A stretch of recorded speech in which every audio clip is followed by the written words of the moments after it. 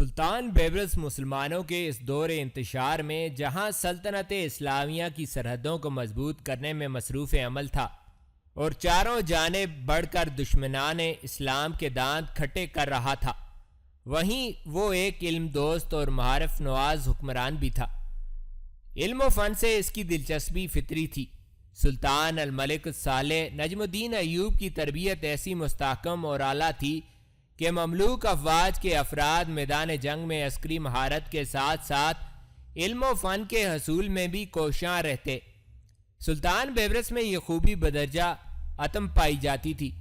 اس کی ایک وجہ شیخ الاسلام عز الدین بن سلام دمشقی کا خاص قرب بھی تھا، جن کے سائے تلے سلطان بیبرس کا ایک طویل وقت گزرا تھا اور قاہرہ میں قیام کا 1/3 حصہ ان کے پاس گزارا جاتا تھا۔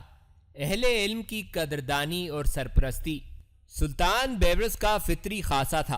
یہی وجہ تھی کہ بغداد کی تباہی کے بعد اس کی سلطنت میں علماء، فضلاء، فقہاء، صلحاء، فلاسفر، مجتہدین، مورخین، ادباء، حکماء و اتباع اور دوسرے اہل فنون کا بے نظیر اجتماع ہو گیا تھا کہ سلطان صلاح الدین ایوبی کے دور کی یاد تازہ ہو گئی۔ اس سے پہلے سلطان نور الدین زنگی اور ایوبی سلاطین مصر و شام میں سینکڑوں مدرسے قائم کر چکے تھے، جن میں بیشتر سلطان بیبرس کے دور تک نہایت حسن و خوبی سے اپنے دامن سے بصیرت و علم کے موتی بکھیر رہے تھے۔ سلطان بیبرس نے نہ صرف ان دینی مدارس کو قائم رکھا بلکہ ان میں بے شمار مدرسوں کا اضافہ کیا۔ تاتاریوں کی یورش سے جن مدرسوں کو نقصان پہنچا تھا، سلطان بیبرس نے ان کی از سر نو تعمیر یا مرمت کرائی اور انہیں پہلے سے بہتر صورت پر بحال کیا۔ ان مدارس کے لیے سلطان بیبرس نے لاکھوں دینار آمدنی کی جاگیریں وقف کیں اور اس کے امراء نے اس کار خیر میں بڑھ چڑھ کر حصہ لیا۔ غرض یہ کہ عہد بیبرس میں گلشن علم پر بہار تازہ آ گئی اور تشنگان علم دور دور سے کھنچ کر مصر و شام آنے لگے۔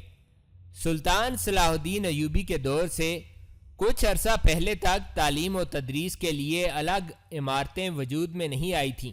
تعلیم و تعلم کے لیے مساجد کے صحن، خانقاہوں کے حجرے اور علماء کے مکانات مدارس یا مکاتب کا کام دیتے تھے۔ تاہم بغداد میں مدرسہ نظامیہ کے قیام کے بعد سے مدرسوں کے لیے الگ عمارتوں کا رواج پڑ گیا۔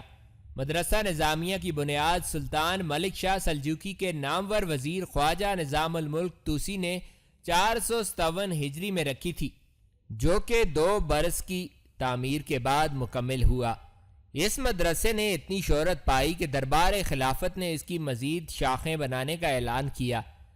تھوڑے ہی عرصے میں اس مدرسے کی اہم شاخیں نیشا پور، اصفہان، موصل، جزیرہ، خوزستان، بصرہ، ہرات، بلخ اور طوس میں قائم ہو گئیں۔ یہ طریقہ تعلیم اتنا عام ہوا کہ بعد میں آنے والے سلطانوں کے عہد میں کئی اہم شہروں میں مدرسوں کا قیام عمل میں لایا گیا۔ زیادہ تر یہی رواج تھا کہ مدرسہ کسی اہم یا مرکزی مسجد کے ساتھ ملحق بنایا جاتا تاکہ اساتذہ اور طلبہ کے قیام کے لیے مساجد کے حجرے استعمال کیے جا سکتے۔ بعد میں الگ عمارتوں میں ہاسٹلز بنائے گئے۔ کس قدر تعجب کی بات ہے کہ موجودہ زمانے کی سہولیات سے آری ان نیم پختہ مدرسوں نے ایسے اہل کمال پیدا کیے کہ دنیا اسلام آج ان پر ناز کرتی ہے اور اہل یورپ ان کی تحقیق کے بلبوتے پر کہیں سے کہیں پہنچ چکے ہیں۔ سلطان بیبرس کے عہد میں قاہرہ، اسکندریہ، دمشق، حلب، حمات، حمص اور بلبک میں سینکڑوں مدرسے تشنگان علم کو سیراب کر رہے تھے۔ ان مدرسوں میں قاہرہ کے مدرسہ صلاحیہ، شانیہ، فہمیہ، زرعی التجار، شریفیہ، مشہد امام حسین رضی اللہ تعالی، صوفیہ الزہرہ، دمشق کے مدرسہ نوریہ، عادلیہ، ابن عمر، جامع دمشق، رکنیہ، رواحیہ، مالکیہ، اسمیہ، حلب کے مدرسے ابن شداد، شاد بخت اور بلبک کے مدرسہ النجمیہ کو عالمگیری شہرت حاصل تھی۔ سلطان بیبرس نے قاہرہ میں حصول علم کی بھیڑ اور مدرسوں میں جگہ کی کمی دیکھتے ہوئے اپنے لقب کے ساتھ ایک نیا مدرسہ قائم کیا جس کا نام مدرسہ الظاہریہ رکھا گیا۔ اس میں جگہ کی قلت کی شکایت دور کی گئی اور طلباء و اساتذہ کے لیے بے شمار سہولتیں مہیا کی گئیں۔ مدرسے کا کام 662 ہجری میں شروع کیا گیا جو کہ 664 ہجری میں مکمل ہو گیا۔ سلطان بیبرس نے اس کا افتتاح کیا اور اس میں علامہ تقی الدین بن رزین کو فقہ شافعیہ کی تدریس کے لیے اور امام شرف الدین دمیاطی کو علم حدیث کی تدریس کے لیے مقرر کیا۔ سلطان کی مملکت کے دوسرے مدارس میں بھی اس دور کے سربراوردہ علماء و فقہات تعلیم دیتے تھے اور حکومت کی طرف سے ان کے معقول مشاہرے مقرر تھے۔ طلبہ کی رہائش، خوردونوش، لباس اور دوسری ضروریات کا خرچ بھی حکومت برداشت کرتی تھی۔ جو لوگ ان درسگاہوں سے فارغ التحصیل ہوتے ان کو سرکاری ملازمتوں میں لے لیا جاتا اور اگر وہ سرکاری ملازمت اختیار نہ کرنا چاہتے تو اپنی مرضی اور ذوق کے مطابق کوئی پیشہ اختیار کر سکتے تھے۔ ان پیشوں میں درس و تدریس اور تصنیف و تالیف کو خاص اہمیت حاصل تھی۔ یہ الگ بات ہے کہ دور حاضر میں حصول علم کے ذرائع اور مقاصد یکسر تبدیل ہو گئے ہیں، لیکن اس زرعی دور میں سلطنت اسلامیہ کے مسلمان تعلیم و تعلم اور درس و تدریس کو ایک مذہبی فریضہ اور کار خیر خیال کرتے تھے، اور طلبہ کی امداد، علم کی اشاعت، کتب و سامان تدریس کے وقف، مدارس و مکاتب کی بنا و تاسیس اور علماء کی خدمت و اعانت کو ایک مذہبی حکم اور برکت و فلاح و دارین کا باعث سمجھا جاتا تھا۔ زمانے کی ترقی کے ساتھ ساتھ مسلمانوں نے بھی ترقی کی ہے، جس کی بے شمار مثالیں عہد جدید میں بکھری پڑی ہیں۔ علم گاہیں تو بے شمار ہیں، مگر علم گاہوں سے ملنے والے علم کی قدر و قیمت کیا ہے اس بارے میں اندازہ لگانا مشکل کام نہیں۔ مراغہ میں ہلاکو خان کی موت کا سوگ 10 دن تک بھرپور انداز میں منایا گیا۔ اس کے بعد منگولوں کے عظیم جشن کرولتائی کا اہتمام کیا گیا۔ ہلاکو خان کے تمام رشتہ دار اور بیٹے اس تقریب کرولتائی میں شریک ہوئے۔ یہ پہلا موقع تھا کہ اس تقریب میں دوسرے منگول خاندانوں کو شمولیت کی دعوت نہیں دی گئی۔ ہلاکو خان کے انتخاب کے وقت منگولوں میں جو دراڑ پڑ گئی تھی وہ اس امر سے مزید مستحکم ہو گئی۔ چوتائی منگول اور اوغدائی منگول خاندان جو کہ نہایت طاقتور اور بااثر سمجھے جاتے تھے، انہیں بھی نظر انداز کر دیا گیا۔ تاریخ دانوں کا کہنا ہے کہ یہ ایسا موقع تھا جب منگولوں کا باہمی اتحاد ایک بار پھر قائم ہو سکتا تھا، مگر ہلاکو خان کی خود غرض اولاد نے اپنی مطلب براری کی غرض سے انہیں ساتھ ملانے کی معمولی سی کوشش بھی نہیں کی۔ یہ الگ بات تھی کہ اگر ایسا ظہور پذیر ہو جاتا تو منگول سلطنت کا سابقہ وقار نہ صرف دوبارہ دیکھنے کو ملتا بلکہ سلطنت اسلامیہ کے لیے ایک نئی مصیبت کھڑی ہو جاتی۔ تاتاریوں کا اٹھنے والا سیل کس قدر تباہی پھیلاتا اس کا کوئی اندازہ نہیں تھا۔ تقریب کرولتائی میں مختلف بحث و مباحثوں کے بعد ہلاکو خان کے بیٹے اباقہ خان کو نیا خان اعظم منتخب کر لیا گیا۔ اس نے اپنی حکومت کو مضبوط بنانے کی غرض سے اپنے باپ کی روش کو اپنایا اور تمام عیسائی دنیا کو یہ یقین دہانی کرائی کہ وہ ان کا ہمدرد اور خدمت گزار ہے۔ وہ جلد ہی اسلامی سلطنت کی جانب بڑھے گا اور سقوط بغداد جیسی ایک نئی مثال قائم کرے گا۔ تقریب کرولتائی کے اختتام پر منگول امراء اس بیض میں پڑ گئے کہ اباقہ خان کی حکومت کو منتخب قرار دیا جائے یا اسے ملوکیت سے موسوم کیا جائے۔ اباقہ خان نے منگول امراء کو غیر ضروری باتوں میں الجھنے سے روکا اور مختلف قسم کے اقدامات اٹھائے تاکہ خراسان و عراق تک کی حکومت خوش اسلوبی سے متحرک رہ سکے۔ اسی دوران شاہ قسطنطنیہ کی جانب سے ارسال کی گئی سفارت مراغہ پہنچی۔ یہ ہلاکو خان کی اس فرمائش کا جواب تھا جو کہ اس نے کچھ عرصہ شاہ قسطنطنیہ سے کی تھی۔ سفارت اتنی تاخیر سے مراغہ پہنچی کہ ہلاکو خان مر چکا تھا۔ اباقہ خان نے شاہ قسطنطنیہ کی بھیجی ہوئی بیٹی میری سے شادی کی اور اسے اپنی نئی ملکہ منتخب کیا۔ اس شادی کے باعث اسے بھرپور یقین ہو گیا کہ شاہ قسطنطنیہ اس کی معاونت سے کبھی انکار نہیں کر پائے گا اور اہل یورپ کی نگاہوں میں بھی وہ اہم مقام حاصل کر لے گا۔ سلطان برکائی خان کی جانب سے ایک مراسلہ اباقہ خان کو ملا۔ جس میں برکائی خان نے اسے مشورہ دیا تھا کہ وہ اپنے باپ کی روش سے گریز کرتے ہوئے امن و سلامتی کی زندگی کو ترجیح دے اور مسلمانوں کے ساتھ صلہ رحمی اور عمدہ سلوک روا رکھے۔ اگر وہ ہلاکو خان کی طرح اسلامی شہروں کو پامال کرنے کی کوشش کرے گا تو اردو زریں کے تمام جانباز اس کی راہ میں سیسا پلائی دیوار ثابت ہوں گے۔ اباقا خان نے نامہ سفارت کو ٹکڑے ٹکڑے کر کے ہوا میں اڑا دیا اور سفیر کی گردن اڑانے کا حکم دیا، گویا یہ کھلی دشمنی کا اعلان تھا۔ برکائی خان کی طرف سے بڑھنے والا دوستی کا ہاتھ ٹھکرا دیا گیا۔ سلطان بیبرس کو نئے خان اعظم کی تقرری اور اس کے عزائم کی خبر ہو گئی۔ اس نے فی الوقت اس جانب کوئی توجہ نہیں دی۔ 1266 عیسوی کے آغاز میں شاہ فرانس لوئی ناہم لشکر جرار کے ساتھ اطالیہ کی جانب بڑھا۔ شاہ منفرڈ کو شاہ لوئی ناہم کی آمد کی خبر ملی تو وہ اپنی تمام تر عسکری قوت جمع کر کے اطالیہ کی سرحدوں پر چلا آیا۔ اس کے پرچم تلے جرمن افواج بھی موجود تھیں۔ دونوں حریفوں کے درمیان ایک زبردست معرکہ برپا ہوا جو کئی دن تک جاری رہا۔ شاہ لوئی ناہم نے چالاکی سے شاہ منفرڈ کے اہم امراء کو اپنے ساتھ ملا لیا، جنہوں نے غداری کرتے ہوئے شاہ منفرڈ کو گرفتار کرا دیا۔ اس کی گرفتاری پر لشکر ہمت چھوڑ گئے اور فتح شاہ لوئی ناہم کے حصے میں آئی۔ اطالوی لشکر کو بری طرح پامال کیا گیا اور شاہ منفرڈ کا سر قلم کر دیا گیا۔ شاہ لوئی ناہم نے اطالیہ میں داخل ہوتے ہی تمام اسلامی آبادیوں کو بالخصوص نشانہ بنایا۔ بے شمار مسلمانوں کو قتل کیا گیا اور بڑی تعداد کو سمندر میں ڈبو دیا گیا۔ شاہ لوئی ناہم کی اسلام دشمنی اندلسی عیسائیوں کے لیے کسی قدر کم نہ تھی۔ مسلمانوں سے فارغ ہو کر شاہ لوئی ناہم نے اپنے بھائی اسٹیفن کو چارلس اول کا لقب دیا اور اسے اطالیہ کے تخت پر بٹھا دیا اور واپس فرانس لوٹ گیا۔ شاہ روم نے شاہ منفرڈ کی اطالوی حکومت کے خاتمے پر بڑی خوشی کا اظہار کیا۔ سلطان بیبرس کو جب شاہ منفرڈ کی شکست کی خبر ملی تو وہ بے حد افسردہ ہوا۔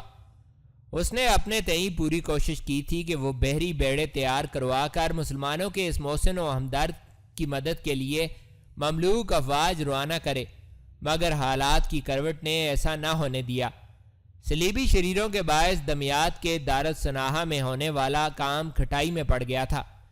سلطان بیبرس نے اسے مشیر تیزی خیال کرتے ہوئے اپنی سلطنت کے انتظام کی جانب توجہ مبذول کر دی۔ سلطان بیبرس اسلامی سلطنت کے تعمیراتی امور سے فارغ ہوا تو اسے ایک بار پھر سرحدوں سے شکایات ملنا شروع ہو گئیں کہ صلیبی سردار کا خوف زائل ہو چکا ہے اور وہ سلطان بیبرس کی سابقہ ضربوں کے اثر سے باہر نکل گئے ہیں۔ انہوں نے نہ صرف دوبارہ مسلمان قافلوں کو اپنا نشانہ بنانا شروع کر دیا ہے بلکہ وہ موقع پا کر اسلامی شہروں کو بھی نقصان پہنچانے کی کوشش کر رہے ہیں۔ سلطان بیبرس ان کے بارے میں سوچ رہا تھا کہ اسے یہ اطلاع ملی کہ انطاکیہ کی سرحد کے قریبی شہر کے مدرسے کو نشانہ بنایا گیا ہے اور طلباء کی کثیر تعداد کو تہہ کر دیا گیا ہے۔ سلطان بیبرس جیسا علم دوست حکمران یہ سن کر تڑپ اٹھا۔ اس نے فوری طور پر مملوک لشکریوں کو تیاری کا حکم دیا تاکہ صلیبی شریروں کی گوشمالی کی جا سکے۔ سلطان بیبرس کی تیاری کی خبر سن کر صلیبی محتاط ہو گئے اور تیزی سے اپنے اپنے قلعوں میں سامان رسد جمع کرنے لگے۔ سلطان بیبرس کا نزلہ کس پر گرے گا اس کی تو کسی کو کچھ خبر نہ تھی۔ سلطان بیبرس 665 ہجری بمطابق 1266 عیسوی میں اپنے لشکروں سمیت قاہرہ سے نکلا اور شمال مشرق کی جانب بڑھتا چلا گیا۔ اسلامی لشکر کی روانگی کی اطلاع پاتے ہی صلیبی جنگجوؤں نے حفاظتی اقدامات تیزی سے کرنا شروع کر دیے۔ سلطان بیبرس حسب عادت مخالف سمت میں بڑھتا چلا گیا اور صلیبی قلعوں سے دور نکل گیا۔ یہ اطلاع پا کر صلیبی جنگجو حیران رہ گئے کہ سلطان بیبرس ان کی جانب بڑھنے کے بجائے دوسری جانب کیوں نکل گیا ہے۔ انہیں کسی حد تک یقین تھا کہ سلطان بیبرس چکر کاٹ کر انہی کی جانب بڑھے گا، مگر جب کئی دن بیت گئے اور سلطان بیبرس کی کچھ خبر نہ مل پائی تو انہیں یہ یقین ہونے لگا کہ سلطان بیبرس کسی دوسرے مقام پر صف آرا ہے۔ تمام صلیبی قلعے ایک دوسرے کے ساتھ رابطے میں تھے تاکہ بوقت ضرورت انہیں ایک دوسرے کی معاونت حاصل ہو سکے۔ سلطان بیبرس 17 دن بعد اچانک صلیبی قلعوں کے قریب نمودار ہوا اور اس نے تیزی سے بڑھ کر صفت کے مشہور قلعے کا کچھ اس انداز سے محاصرہ کر لیا کہ وہ دوسروں تک خبر پہنچانے کے قابل نہ رہے۔ صفت کا قلعہ نہایت بلند اور مضبوط انداز میں تعمیر کیا گیا تھا۔ صلیبی سرداروں نے سلطان بیبرس کے متوقع حملے کے پیش نظر اس کے گرد عمیق خندقیں کھود رکھی تھیں۔ خندقوں کے باعث اسلامی لشکر قلعہ کے قریب نہیں پہنچ پایا۔ صفت کا قلعہ خاص ہیکلی جنگجوؤں کی آماجگاہ تھا جو کہ عرف عام میں ٹیمپلرز کہلاتے تھے۔ یہ وہ گروہ تھا جو کہ یروشلم میں ہیکل سلیمانی کے بالکل قریب رہتے تھے، اسی نسبت سے انہیں ہیکلی کے نام سے موسوم کیا جاتا تھا۔ آغاز میں اس گروہ کا مقصد خدمت خلق تھا جو کہ زائرین کی آسانی کے لیے مصروف رہتے تھے، مگر مسلمانوں سے جنگوں کے باعث یہ گروہ عسکری تربیت حاصل کرنے لگا اور وہ ایک جنگجو فرقہ کی صورت میں ابھرا۔ یہ لوگ کٹر مذہبی اور تعصب پسند تھے جنہیں مسلمانوں کے وجود سے سخت نفرت تھی۔ ان کی صفاقی کی داستانیں تاریخ کے اوراق پر بکھری پڑی ہیں۔ مسلم دشمنی میں اس گروہ سے زیادہ بربریت کا مظاہرہ کسی دوسرے گروہ نے نہیں کیا۔ سلطان بیبرس کو ان کے بارے میں مکمل معلومات حاصل تھیں، اسی لیے اس بار صفت کے اس اہم قلعے کو منتخب کیا گیا تھا۔ اسلامی لشکر قلعہ صفت کے گرد مضبوط محاصرہ ڈال کر بیٹھ گیا۔ سلطان بیبرس نے سب سے پہلے مجاہدین کو یہ ذمہ داری دی کہ وہ کسی بھی طریقے سے خندقیں پر کریں تاکہ قلعے کی فصیل تک پہنچنے کا راستہ ہموار ہو سکے۔ مجاہدین کی دن رات کی محنت سے خندق کا ایک بڑا حصہ صرف 12 روز میں پر کر دیا گیا۔ صلیبی جنگجوؤں نے فصیل پر رہتے ہوئے مختلف حربوں سے اسلامی لشکر کو باز رکھنا چاہا، مگر انہیں کامیابی نہ ہو سکی کیونکہ سلطان بیبرس نے مہارت یافتہ تیر اندازوں کا ایک بڑا دستہ ان کے مقابلے میں تعینات کر دیا تھا جو کہ پورا نشانہ باندھ کر ایسے تیر چلاتے کہ وہ خطا نہ جاتا۔ خندق کی بھرائی کی تکمیل کے بعد سلطان بیبرس نے افواج کو حکم دیا کہ وہ آگے بڑھ کر قلعہ کی فصیل میں شگاف ڈالیں۔ صلیبی سپاہیوں کے لیے یہ بڑا نازک مرحلہ تھا کیونکہ قلعہ میں شگاف کی صورت میں انہیں عام لڑائی کرنا پڑتی اور قلعہ کے اندر رہتے ہوئے وہ عمدگی سے جنگ نہ کر پاتے، لہٰذا صلیبی جنگجوؤں نے مختلف ٹولیوں کی صورت میں اسلامی لشکر پر حلہ بولنا شروع کر دیا۔ یہ سلسلہ زیادہ مؤثر نہ ثابت ہو سکا کیونکہ اسلامی لشکر کی تعداد زیادہ تھی اور صلیبی سپاہیوں کے جوشیلے انداز کا فائدہ اٹھا کر انہیں آسانی سے گھیر لیا جاتا اور موت کے گھاٹ اتار دیا جاتا۔ 21ویں روز اسلامی لشکر قلعہ کی فصیل میں شگاف ڈالنے میں کامیاب ہو گیا۔ اس شگاف کے پڑتے ہی مسلمانوں نے تابڑ توڑ حملوں کا ایسا سلسلہ شروع کیا کہ صلیبی جنگجو عاجز آ گئے اور انہوں نے ہتھیار ڈالنے کا اعلان کر دیا۔ سلطان بیبرس نے قلعہ صفت میں داخل ہو کر عام شہریوں کو تو معافی دے دی مگر 2000 کے قریب ہیکلی جنگجوؤں کو گرفتار کر لیا اور فوری طور پر انہیں ہلاک کرنے کا حکم دے دیا۔ یوں صلیبی جنگجوؤں کا ایک اور اہم مرکز ان کے ہاتھوں سے نکل کر اسلامی لشکر کے قبضے میں آ گیا۔ حسب روایت قلعہ کی فصیل مسمار کر دی گئی اور تمام ایسے مرکز ڈھا دیے گئے جہاں صلیبی جمع ہو کر عسکری قوت تعمیر کر سکتے تھے۔ سلطان بیبرس نے قلعہ کی نصرانی رعیت کو کھلے لفظوں میں تنبیہ کی اگر وہ امن و امان سے زندگی بسر کریں تو بلاد اسلامیہ کی حکومت ان کے حقوق کی پوری طرح نگہبانی کرے گی اور تمام سہولتیں باہم پہنچائے گی جو کہ دوسرے شہروں کو حاصل ہیں۔ بصورت دیگر ان کی سرکشانہ روش انہیں دربدری میں مبتلا کر دے گی۔ اگلی بار سلطان بیبرس کو اس جانب آنا پڑا تو نہ تو یہ قلعہ باقی رہے گا اور نہ ہی اس میں بسنے والے۔ سلطان بیبرس کے لہجے میں ایسی سختی اور درستی تھی کہ قلعہ صفت کی نصرانی رعیت سیم کر رہ گئی۔ سلطان بیبرس نے صفت کے قلعے سے فارغ ہو کر کوچ کیا اور دریائے اردن کے کنارے پر جا پہنچا۔ اچانک کسی خیال کے باعث اس نے مملوک لشکر کے عمدہ معماروں کو حکم دیا کہ وہ اس جگہ ایک پل تیار کریں جو کہ دونوں جانب سفر کرنے کو آسان بنائے۔ مملوک معمار حکم سلطانی کے مطابق اس نئے پل کی تعمیر میں مصروف ہو گئے جس کا نام جسرت دامیہ منتخب کیا گیا تھا۔ صفت کے قلعے کی خبر جب دوسرے صلیبی قلعوں تک پہنچی تو وہ محض سٹپٹا کر رہ گئے۔ سلطان بیبرس ایک بار پھر انہیں کاری ضرب لگانے میں کامیاب ہو چکا تھا۔ صلیبی سلطان بیبرس کی جانب سے موصول ہونے والی قسطوں کی اذیت میں مبتلا ہو چکے تھے۔ وہ ہر وقت اسی احساس میں غلطاں رہنے لگے کہ جانے کس وقت اور کس جانب سے اچانک اسلامی لشکر نعرہ تکبیر لگاتا ہوا نمودار ہو اور ان کا محاصرہ کر لے۔ گلوگوش متغیر انداز میں قلعہ بانیاس میں داخل ہوئی۔ اسے کچھ ہی دیر پہلے شیخ رئیس کبیر الدین کی جانب سے یہ پیغام ملا تھا کہ وہ فوری طور پر اس کے پاس پہنچے۔ وہ ان دنوں قلعہ مسیاف میں مقیم تھی۔ قلعہ مسیاف زیادہ دور تو نہیں تھا، مگر پتھریلے راستوں پر سفر خاصا دشوار تھا۔ گلوگوش نے حماد سے واپس لوٹ کر قلعہ بانیاس میں قدم رکھے ہی تھے کہ اچانک اسے فوری طور پر قلعہ مسیاف روانہ ہو جانے کا حکم ملا۔ وہ کچھ نہ سمجھ پائی اور خاموشی سے قلعہ مسیاف روانہ ہو گئی۔ وہیں اس سے شیخ ابو راضیہ نے آ کر طویل ملاقات کی اور حماد کی مہم کے بارے میں استفسار کیا۔ گلوگوش نے تمام حالات اس کے گوش گزار کر دیے۔ شیخ ابو راضیہ تمام واقعات کے ساتھ واپس لوٹ گیا تھا۔ 3 دن کے بعد ہی اسے اچانک قلعہ بانیاس میں پہنچنے کی ہدایت ملی تو وہ حیران رہ گئی کہ ایسی کیا وجہ ہے کہ اس سے پہلے فوری طور پر قلعہ مسیاف روانہ کیا گیا اور اب قلعہ بانیاس میں طلب کیا جا رہا ہے۔ وہ جب قلعہ بانیاس میں پہنچی تو شیخ و رئیس کو خبر دی گئی۔ شیخ کبیر الدین نے جلد ہی اسے اپنے خاص کمرے میں ملاقات کے لیے طلب کر لیا۔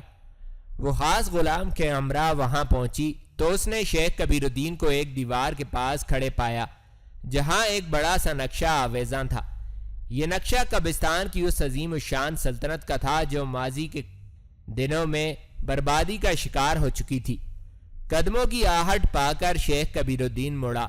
اس نے گلوگوش کی صورت دیکھی تو اس کے چہرے پر دھیمی سی مسکراہٹ پھیل گئی۔ اس نے گلوگوش کو ایک جانب کرسی پر بیٹھنے کا اشارہ کیا۔ گلوگوش خاموشی سے بیٹھ گئی۔ تم یقیناً حیران ہو رہی ہوگی کہ آخر اس بے وقت طلبی کی کیا وجہ ہو سکتی ہے۔ شیخ رئیس کا اندازہ غلط نہیں ہے، گلوگوش مختصراً بولی۔ اس کا چہرہ ہر طرح کے تاثر سے پاک، بالکل سپاٹ دکھائی دے رہا تھا۔ مجھے بے حد خوشی ہے کہ تم نے ہمارے ساتھ کیے عہد میں پوری دیانتداری کا مظاہرہ کیا ہے اور حماد میں جو کچھ بھی ہوا اسے فراموش کر کے حقیقی گھر میں لوٹ آئی ہو۔ تمہارے پاس اس سے عمدہ موقع اور کوئی نہیں تھا کہ تم حماد سے کسی بھی طرف بآسانی فرار ہو جاتی، کیونکہ اس وقت تمہارے گرد ہمارے لوگوں کا حصار موجود نہیں تھا، بلکہ ہم لوگوں میں سے کسی کے وہم و گمان میں بھی نہیں تھا کہ تم قید خانے کی حدود سے باہر نکل چکی ہو۔ شیخ کبیر الدین کے لہجے میں بے حد اپنائیت تھی۔ شیخ رئیس، مجھے کیا کرنا چاہیے اور کیا نہیں، اس کا فیصلہ میں بہت پہلے کر چکی ہوں۔ میں اب مزید گھٹ گھٹ کر جینے کی خواہش نہیں رکھتی۔ جاودانی آسمان کی طاقتوں نے مجھ میں کچھ اہم قوتیں بیدار کر دی ہیں اور میں انہیں ضائع نہیں کرنا چاہتی۔ گلوگوش کا لہجہ بے حد خشک تھا۔ ہمیں تمہارے اس فیصلے پر بے حد خوشی ہے کہ تم اپنے طاقتور جاودانی آسمان کی قوتوں کے بہاؤ کا رخ ہماری مدد میں موڑنا چاہتی ہو، شیخ کبیر الدین نے تعریفی انداز میں کہا۔ شیخ رئیس، گلوگوش کے چہرے پر تمسخر پھیل گیا۔ ان قوتوں کی ایک قیمت مقرر ہے، کوئی بھی انہیں بلا قیمت حاصل کرنے کی توقع نہ ہی رکھے تو زیادہ بہتر ہوگا۔ شیخ کبیر الدین چونک کر اس کی جانب دیکھنے لگا۔ اسے شاید اس قسم کی جارحیت کی توقع نہ تھی۔ اس کے چہرے پر شکنیں گہری ہوئیں اور پھر چہرہ معتدل دکھائی دینے لگا۔ گلوگوش یوں بے پرواہ بیٹھی رہی جیسے شیخ رئیس کی ناگواری اس کے لیے کوئی معنی نہ رکھتی ہو۔ یہ مت بھولو کہ تم حماد سے ناکام واپس لوٹی ہو۔ شیخ رئیس کا لہجہ کسی قدر بگڑ گیا۔ میری اس ناکامی کی وجہ آپ کے ساتھیوں کی غلط منصوبہ بندی اور طوالت تھی۔ اگر وہ ایسا نہ کرتے تو میں یقیناً پہلی بار میں ہی کامیاب ہو چکی ہوتی۔ گلوگوش نے منہ بنا کر جواب دیا۔ میں کسی ناگوار بحث میں نہیں پڑنا چاہتا۔ تم صرف میرے لیے کام کرو، بس یہی میری ضرورت ہے۔ تمہیں جو کچھ بھی چاہیے ہوگا وہ تمہیں بلا تاخیر ملتا رہے گا۔ شیخ رئیس نے بات کا رخ بدلنے کی کوشش کی۔ گلوگوش کے چہرے پر گہری مسکراہٹ پھیل گئی۔ وہ مستفسرانہ نگاہوں سے اس کی جانب دیکھنے لگی۔ شیخ کبیر الدین بخوبی سمجھ گیا کہ وہ اس کی بات سے متفق ہو چکی ہے اور اب اپنی آمد کی وجہ جاننا چاہتی ہے۔ گلوگوش، شیخ کبیر الدین نے لمبی سانس لیتے ہوئے کہا، مجھے بخوبی یاد ہے کہ میں نے قلعہ الموت میں تم سے یہ وعدہ کیا تھا کہ چاہے کچھ بھی ہو جائے میں تمہاری ذاتی زندگی میں کبھی دخل اندازی نہیں کروں گا، اور میں نے کبھی ایسا نہیں کیا، مگر آج ایک ایسی کڑی ضرورت آن پڑی ہے کہ مجھے ایسا کرنا پڑ رہا ہے۔ کیا تم اس ضمن میں مجھ سے تعاون کرو گی؟ میں کچھ سمجھی نہیں۔ گلوگوش کے چہرے پر تعجب دکھائی دیا۔ تمہاری گزشتہ زندگی میں کچھ نام موجود تھے جو کہ مسلسل تمہارے تعاقب میں رہے ہیں، جن میں سے ایک نام شنگ خان کا بھی تھا، جسے تم نے حمات میں اپنی زندگی کی فہرست میں سے ہمیشہ کے لیے خارج کر دیا۔ یہ الگ بات ہے کہ میں شنگ خان جیسے بہادر شخص کی موت کا خواہشمند نہیں تھا، مگر جو بھی ہوا مجھے اس کا افسوس نہیں۔ مجھے سابقہ زندگی کے کسی نام سے کوئی غرض نہیں ہے۔ گلوگوش خشک لہجے میں بولی، تمہیں غرض نہ صحیح مگر مجھے تو ہے، اپنے لیے نہ صحیح مگر میرے لیے تو کام کر سکتی ہو۔ شیخ الرئیس کو اس کے بے حد خشک اور بے مروت انداز پر خاصی حیرت ہو رہی تھی۔ وہ کون ہے؟ گلوگوش نے دریافت کیا۔ متی الدین، شیخ الرئیس دھیمے لہجے میں بولا۔ اس کی نگاہیں اس کے چہرے پر گڑی ہوئی تھیں۔ گلوگوش یہ نام سن کر چونک پڑی۔ اس کے چہرے پر ہلکا سا لرزہ طاری ہوا، مگر چند ہی لمحوں بعد اس کا چہرہ پرسکون ہو گیا۔ گلوگوش کی یہ کیفیت شیخ کبیر الدین کے لیے بالکل نئی تھی۔ وہ کچھ دیر تک عجیب نظروں سے اس کے چہرے کا جائزہ لیتا رہا۔ مجھے کیا کرنا ہوگا؟ گلوگوش نے مختصراً پوچھا۔ تمہیں میری بات خاموشی سے سننا ہوگی۔ شیخ کبیر الدین نے کسی خدشے کے تحت اسے تنبیہ کی۔ متی الدین اردوئے زریں کے سلطان اور ہمارے محسن برکائی خان کی جانب سے قلعہ الموت میں آیا تھا۔ میں اس وقت بالکل نہیں جانتا تھا کہ اس کی آمد کا کوئی دوسرا سبب بھی ہو سکتا ہے، مگر جب شنگ خان نے مجھے اس کے بارے میں بتایا تو میں سمجھ گیا کہ تمہاری نگاہوں میں اس کی کیا اہمیت ہے۔ تم ان دنوں شام روانہ ہو چکی تھی، اس لیے مجھے کوئی اندیشہ نہیں تھا۔ قلعہ الموت پر ہلاکو خان کی یلغار کے وقت متی الدین نے اپنی صلاحیتوں کو بروئے کار لاتے ہوئے ہمیں وہاں سے نکلنے میں مدد دی اور پھر وہاں سے واپس لوٹ گیا، مگر پھر اچانک وہ یہاں چلا آیا اور اس نے ہم سے کھلے الفاظ میں تمہیں آزاد کرنے کا مطالبہ کیا۔ تم ان دنوں حمات میں قید تھیں۔ میں نے اسے سابقہ احسان کے باعث ہلاک نہیں کیا اور زندان میں ڈال دیا۔ اسی دوران اس نے ہمیں پیغام بھیجا کہ وہ ملاقات کرنا چاہتا ہے۔ اسے جب بلوایا گیا اور دریافت کیا گیا تو اس نے ہماری حمایت کی اور یقین دلایا کہ وہ قبرستان کے قیام کے لیے ہر ممکن طریقے سے ہماری مدد کرے گا، اور اس مدد کے عوض گلوگوش اس کی ملکیت ہوگی۔ ہم نے اس کا امتحان لینے کے لیے ایک انتہائی اہم مہم کا بوجھ اس کے کندھوں پر ڈال دیا تاکہ وہ حقیقی معنوں میں یہ ثابت کر سکے کہ وہ ہماری مدد کرنے کے لائق ہے۔ اس تمام بات کا مجھ سے کیا واسطہ ہے؟ گلوگوش خاموش نہ رہ سکی۔ میں نے پہلے ہی کہا تھا کہ تمہیں میری بات ختم ہونے کا انتظار کرنا ہوگا، مگر تم پھر بھی بیچ میں بول پڑی۔ بہر کیف میں نے اسے یقین دہانی کرا دی تھی کہ میں اسے گلوگوش دے دوں گا، مگر آخری فیصلہ گلوگوش کرے گی۔ آج متی الدین کی روانگی کا دن تھا اور اس نے روانہ ہونے سے پہلے یہ شرط عائد کی ہے کہ وہ روانہ ہونے سے پہلے ایک بار تمہیں ملنا چاہتا ہے، اسی لیے تمہیں یہاں بلایا گیا ہے۔ کیا تم اس سے ملاقات کرنا پسند کرو گی یا نہیں؟ یہ یاد رکھنا کہ میں اس سلسلے میں تمہاری خواہش کا پورا احترام کروں گا۔ شیخ الرئیس نے اپنی بات مکمل کی تو گلوگوش دھیمے انداز میں مسکرانے لگی۔